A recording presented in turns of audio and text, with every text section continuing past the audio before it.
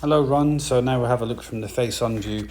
Interesting enough, it looks like one of your idols could have been Gary Player, because you can see you have that little kick forward with your lower body there, and then you set the club in motion. So that's fine. That just gives you a little bit of flow and movement to your swing.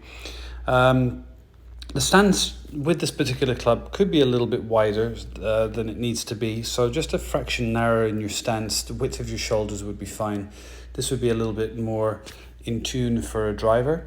Yeah, your ball position looks fine. Setup looks pretty good here.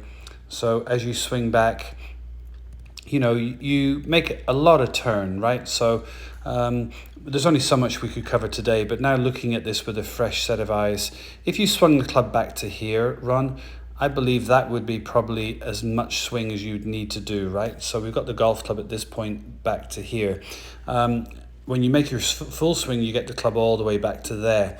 And so this can really play havoc with the timing in your swing.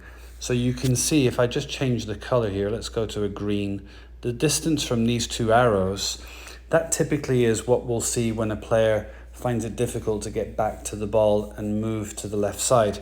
So that space that you have, typically what we'll see is by the time you get to around about here, your body is virtually, kind of an impact around about, let's see there. So your body's already impact, but the club isn't. So the club right now should be somewhere aligned at impact. And again, that space from the arrow to the head of the club, you can see it's not that dissimilar to the space that we had at the top. So basically, just to help to synchronize the arms and the body at impact, by making that swing just a little bit more compact, I think it would help a great deal. So your goal would be to make that swing just a little bit more compact going back. Now, when you get to here, Ron, you've basically done everything I'd expect you to do. You've loaded pressure into that right side.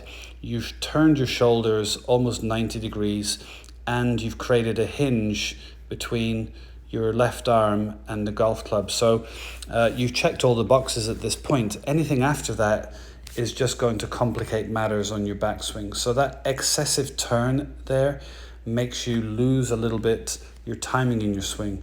And I think when we spoke before you even got back into playing golf, your concern was that you were only able to go back this far, right? But in reality, you're able to go back this much, and it's just a little bit more than you really need. And so then as you swing through, again, we know the club is traveling a little bit across the ball, out to in. And but I'll tell you something, mate, you've got some really good moves, and I like how you get into a nice balanced finish. So potentially, again, there's a lot we can get out of this golf swing. Well done.